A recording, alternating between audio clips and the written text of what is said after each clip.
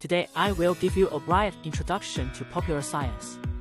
What are the equipment for sand and gravel processing? The first thing we see is the batching machine. Its main function is to feed the material. Then the one we see is the spiral sand washing machine. It is also known as a screw stone washing machine. What comes out is the sand we want. If you have any other questions about sand and gravel, please feel free to contact me.